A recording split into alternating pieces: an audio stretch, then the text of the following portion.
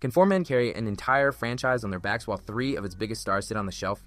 Right now, the New York Yankees sit roughly 6 games behind the Tampa Bay Rays in the American League East. Aaron Judge hasn't swung a bat in a game since May 3rd. Giancarlo Stanton is out.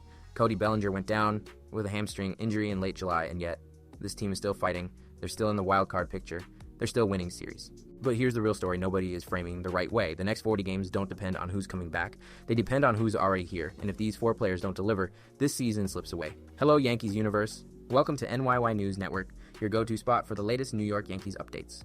Today we're breaking down the 4 players who hold this team's fate in their hands down the stretch, and I've got an angle on each one that I think will change how you see this race. So before we dive in, smash that subscribe button, hit the bell for notifications, and let's build the strongest Yankees community on YouTube. Let's get into it. Does this scenario feel familiar? Because it should. Last year, the Yankees held first place in the AL East until early July. Then the Blue Jays passed them, won the division, took the American League League pennant, and came within 1 9th inning lead of winning the World Series against the Dodgers. The Yankees were left watching, and in 2026, the script is painfully similar. They led the division until mid-June, then the Rays caught fire and haven't looked back. But here's what makes this year different, and I mean this in a genuinely hopeful way. Despite losing Judge on May 31st to a right rib stress fracture, despite Stanton's calf strain, despite Bellinger's hamstring, this team has gone 18-12 over the last month plus. They added Luis Garcia Jr., who was leading the entire National League in slugging percentage from the Nationals at the deadline. They grabbed Heliot Ramos from the Giants to provide a right-handed bat they desperately needed. And Judge himself was cleared for light activity on August 5th, with a late August or early September return looking realistic. So this isn't a team waving the white flag. This is a team playing with house money. And if these 4 guys keep performing, the story could change fast. Now let me ask you, which of these 4 do you think is the most important? Think about it as we go through each one. Let me give you a number that should blow your mind. Ben Rice has 32 home runs this season. He is 6th in all of Major League Baseball, not 6th on the Yankees. No, 6th in the entire sport. But 27 years old. In just his 3rd big league season, Rice has gone from a Dartmouth kid drafted in the 12th round to the heartbeat of the Yankees offense. His current slash line is 2.55, 3.375, 40 with 75 RBIs and an 890 OPS.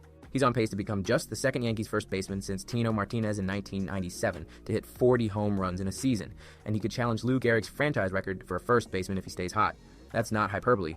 Fox Sports ran those numbers in June, and Rice has only gotten better since. Here's my unique take on Rice. He's not just filling Judge's spot in the lineup. He's fundamentally changing how opposing pitchers approach the entire Yankees order. Before Judge went down, Rice was a luxury. Now he's the anchor, and pitching staffs are game planning around him. When a guy's 6th in baseball in home runs and leading his team in RBIs, you can't pitch around him. That forces better pitches to the guys batting around him. Garcia, Chisholm, Goldschmidt. Rice's production has a multiplier effect that doesn't show up in his box score. The concern, strikeouts, he's fanned 125 times already. But in the modern game, that trade-off is acceptable when you're generating this much damage. The Yankees need Rice to stay locked in for 40 more games. If he does, this lineup, even without Judge, has enough firepower. What do you think? Is Rice a legitimate MVP candidate if he finishes with 40 homers? If you told me before the season that a 25-year-old second-year pitcher would be leading the American League in ERA, I'd have asked you what video game you were playing. But that's exactly what Cam Schlittler is doing right now.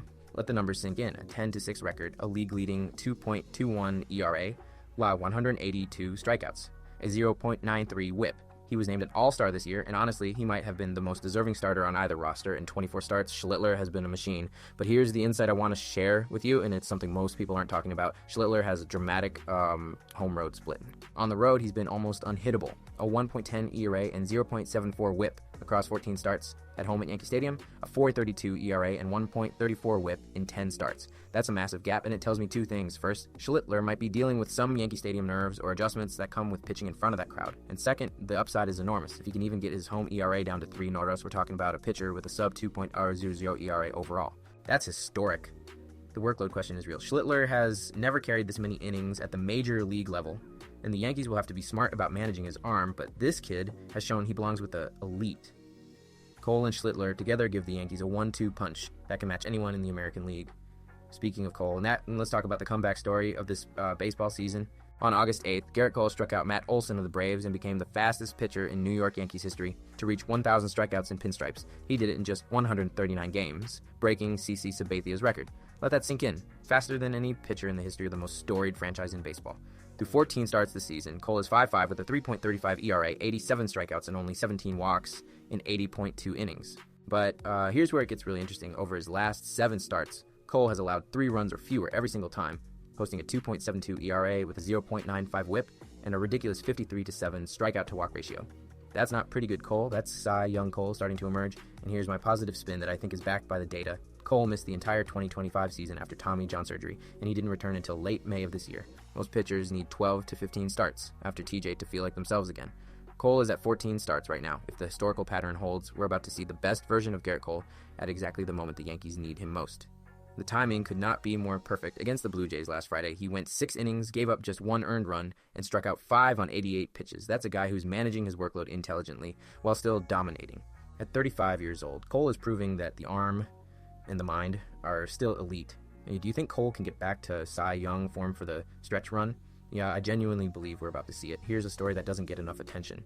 In early June, David Bednar had a 4.32 ERA and a 1.52 whip. Fans were panicking. Articles were being written about how his saves were hiding a problem.